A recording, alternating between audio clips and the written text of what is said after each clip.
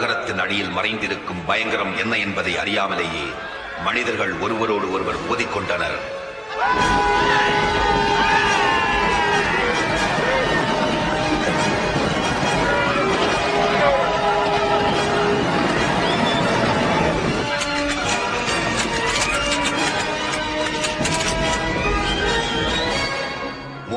ஆண்டுகளாக மெஜாய் எனப்படும் பார்வோனின் மெய்க்காவலர்களின் வம்சாவளிகளான நாங்கள் இந்த இடத்தை பாதுகாத்து வருகிறோம்.